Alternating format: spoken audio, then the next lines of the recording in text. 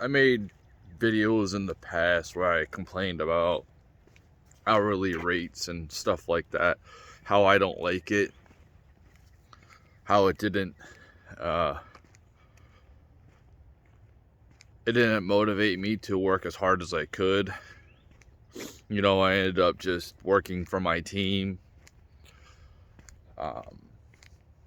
not the company, doing good for my team, working hard for my team. So here's a little bit, here's a couple, my last 2 paycheck stubs. The one from 2 weeks ago, I was on hourly pay, and I worked 50 hours. So I had 10 hours of overtime.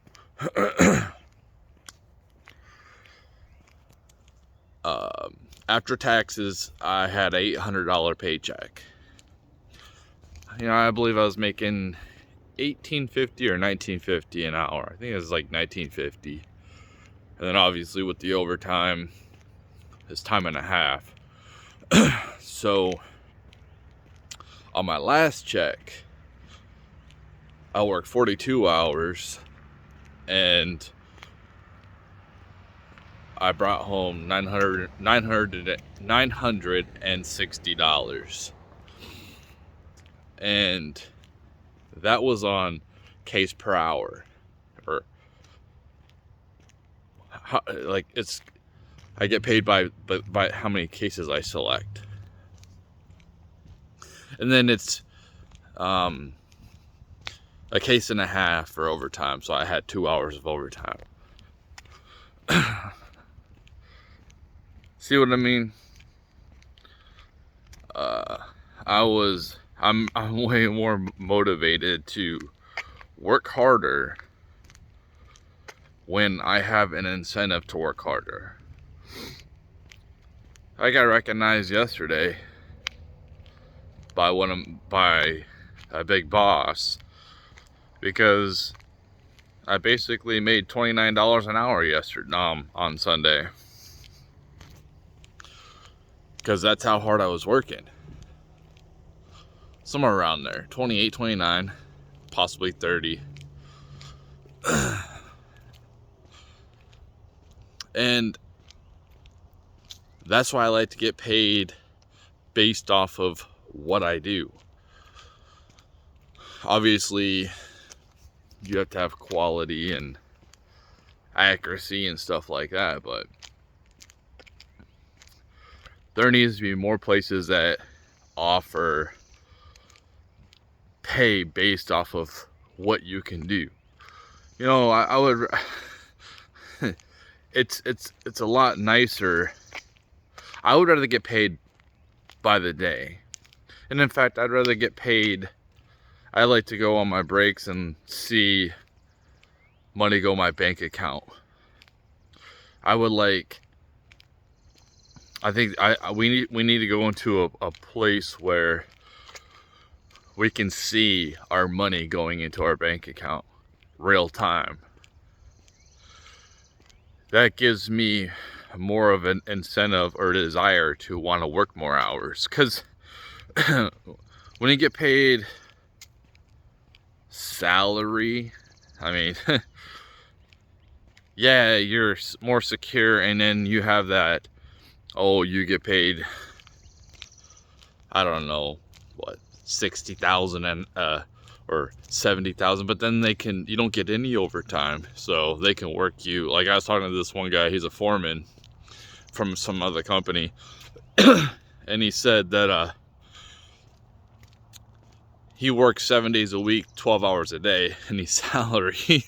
Like, fuck that, man. Fuck that shit. You can keep your salary. That's pure slavery. I ain't fucking doing that unless I wanted to work like that. There's no way in hell I want to work like that. Some people do like to work like that. And then you get the hourly pay, and it's just, you're pretty much counting down the hours until you're out of there. You know what I mean? And And I'm kind of excited almost to go to work at the thought of making a ton of money for myself. I mean, to me, it's a lot of money. The most I've ever made was like, without overtime for a company, it was like $26.50 an hour. But that was in Washington State. I'm sure if I was still at that same job, I'd probably be making over $30 an hour. But it's such a high standard of living over there, compared to where I'm at. So it's like, it's so much better to pay people. Well, you still have to have like hourly pay and stuff like that, but there just needs to be more flex. But what I'm saying is, like, when people, like, I got paid every 2 weeks, and like, I'm not motivated to work more hours for pay that I won't see for 2 weeks. Like I said, if I could see it go into my bank account at least daily, I mean, every company should be paying weekly. I don't know this whole 2-week crap or every month crap. That just sounds lazy. But obviously in the future we'll be getting paid by the minute, by the second. Like, it'll just go into your go right into your bank account. And that's how fast money should be going anyway, like ultra fast. It should be lightning fast. It should be moving lightning fast. You know, I could just be sitting down there just watching, taking a glimpse at my bank account and seeing my money go in there. That'd be awesome. Like I said, it gives you more incentives to want to work more hours. Or in my case, when I get paid per case,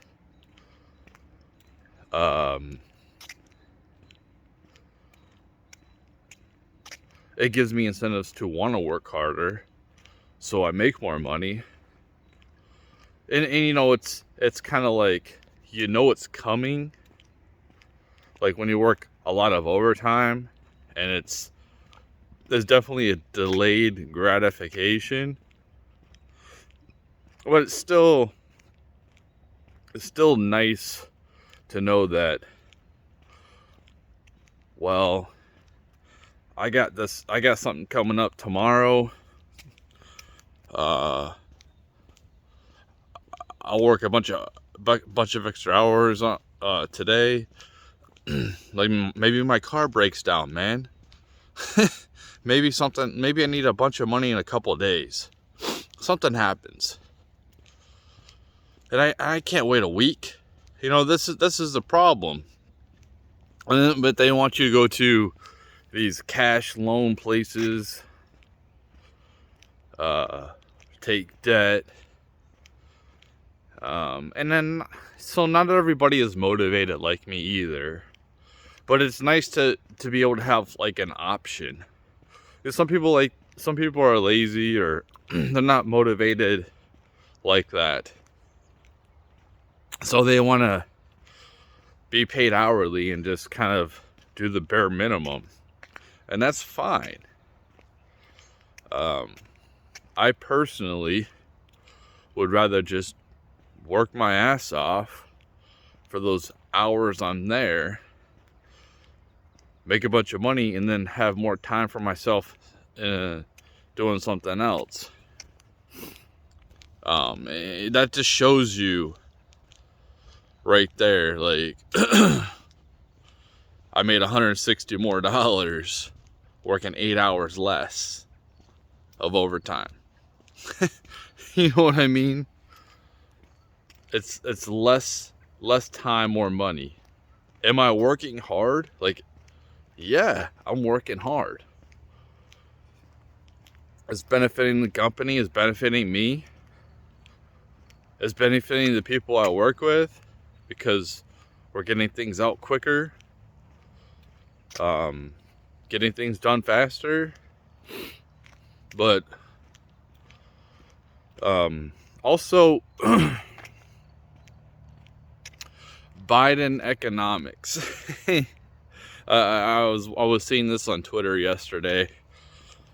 Elizabeth Warren was saying, "Oh, aren't you so much better with Biden economics?" No. I'm okay because I'm in a good situation where, you know, I could possibly make $29 an hour, and if I really push it, I can make over $30 an hour. But it's like, dude, these rich people are saying, "Oh, are you so the economy's so great," but people are dealing with high food prices, high energy prices, and these rich people don't feel it. It ain't nothing to them. They got money. They got a ton of money. Elizabeth Warren makes what, $200,000 a year? Besides, her husband's probably rich anyway. She doesn't even need to do that office work, be in the office. And it's just, these rich people are completely out of touch with reality. I see the prices. I see the food prices. I see some things are as expensive as they were before the pandemic. Like, I think a gallon of milk is pretty much the same for like the cheap milk or whatever. But there's a lot of things that are like, damn, that's a lot more money than I remember. Like meat's pretty expensive, man. Like the Hillshire Farm type of lunch meat. I remember getting the family pack for like, I don't know, $4.50, and then now it's like $8, $9. No, things were a lot better when Trump was president. So if you're gonna have high inflation, you need to have a lot of supply. But what Biden's done is he doesn't want to drill. He closed down gas lines. Instead of bolstering our oil supply, our oil reserve, he sold it to different countries.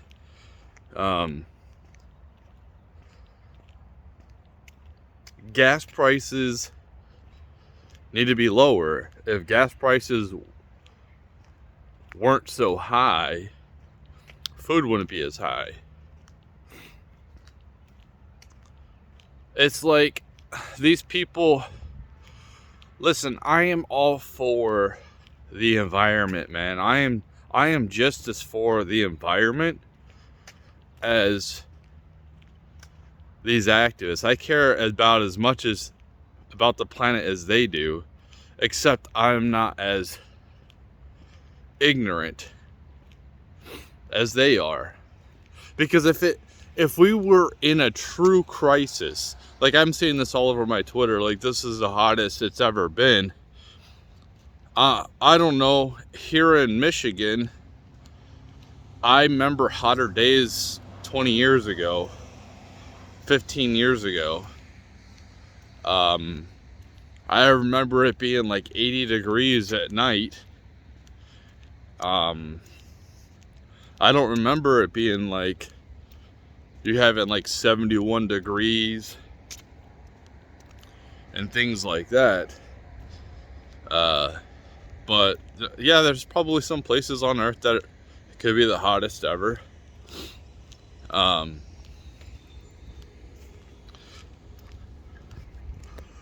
But these people who, like these activists, these climate change activists, like these people who keep saying this stuff, they keep on living the same lives that they've been living. They're they're still living off of oil. It's not like these people are going, like these, especially these rich people, it's not like they're getting land and living like the Amish. They're still in their Learjets, they're still in their expensive yachts, they're still using a ton of oil, they're still using a huge carbon footprint. They're not good leaders. And this is why I look at them sideways when they say this stuff. And then they fearmonger. Oh, we only have so many years left, like AOC, what is it, like 5 or 6 years ago, we only got 12 years left and then that's it. Whatever she was trying to spew.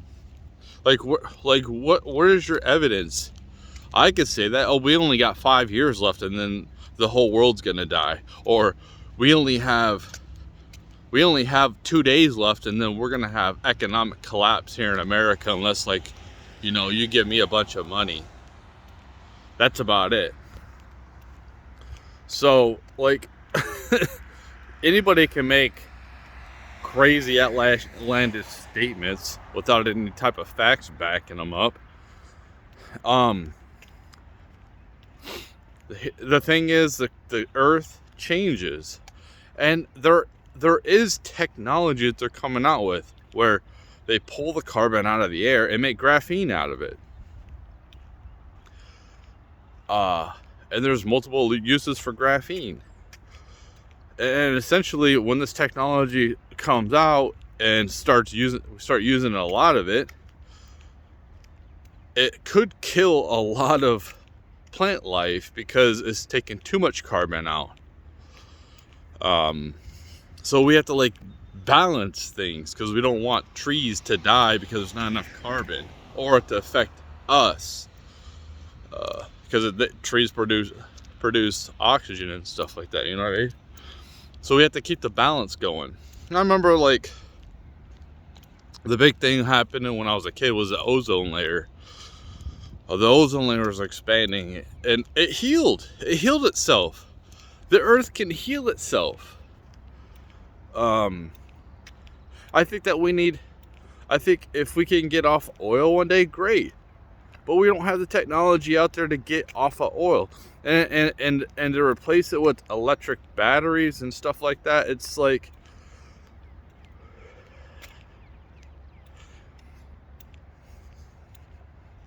there's little kids that are, I think they're mining cobalt in inhumane conditions that gives them cancer.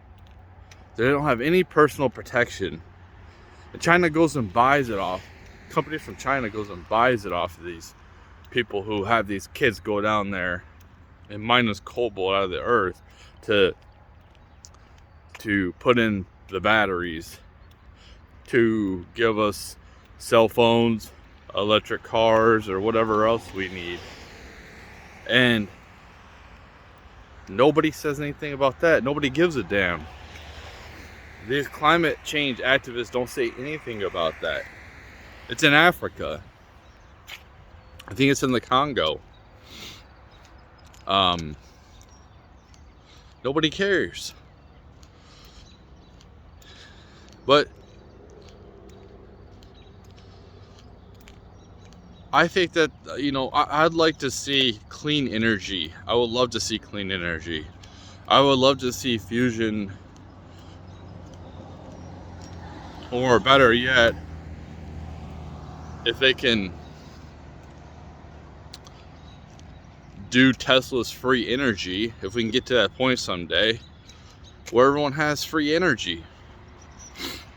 That's what he was striving for, is free energy. That would be amazing. The companies don't want that, though, because then they'll go out of business. But it's like these politicians, just like, they're so They're malicious, man. They're so malicious, and they're ignorant too at the same time, because like they say stuff like this, like they're for communism or socialism, and they know damn well what it does, but it benefits them right now, which, yeah, but it's never worked. Capitalism has been the greatest thing that's ever existed, and the problem is monopolies. That's the problem. And we have people in Congress and the Senate that are not doing their jobs by breaking up these monopolies. Why aren't they breaking up these monopolies like these big tech companies? Because they're working with them. Do you think that the FBI and CIA want to break up Facebook? It's an easy way to monitor people. They can monitor all of us and shut us up and control the narrative. I mean, that's what's happening. Why would they break that up? It's obvious that the CIA and the FBI are the ones who are the ones that have the real power. It's not the president, the Congress, or the Senate. They're the ones with the real power. It's the corporations. That's why the corporations don't want to be broken up. BlackRock should be broken up. All these companies should be broken up. Capitalism works at best when you have a bunch of small companies competing with each other, and it causes huge innovation. Look at the video games back in 2005. There were so many like games back then, and they just kept getting better and better. I remember playing a game and knowing that the next year it's gonna be way better than I'm playing now, and I want to buy the next one. Well, I just bought NBA 2K23 on sale a few months ago, and I don't need to buy the next one because I can go through manually and I can update the awards of 2003. I updated the draft class, and I just go in there and I traded like all the picks manually because I took over all the teams, and I manually drafted every player that went to the team. Do the same thing with free agency, and then now and put the coaches where the coaches go, the real where they're at this year. Why would I need to buy the next game? It's the same game that's going to be coming out. It's not going to be any changes. It's just the roster update for franchise mode. But if I was on 2005, yeah, they're going to be updating a lot of different things, man. There's a lot of different things a lot of new things, but they don't have that because it's a monopoly. These video game companies are monopolizing, and they don't have to innovate. People will, because they have that one product that they know that people will buy every year because there's nothing else to compete with it. So it's either buy the same game with maybe a couple tweaks here and there, and then we'll shut down the servers in 2 years, so you have to do something, or you have nothing.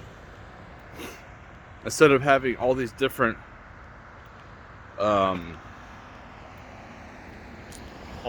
games that you're competing, like other companies that you're competing with. Yeah, so it is what it is, man. But yeah.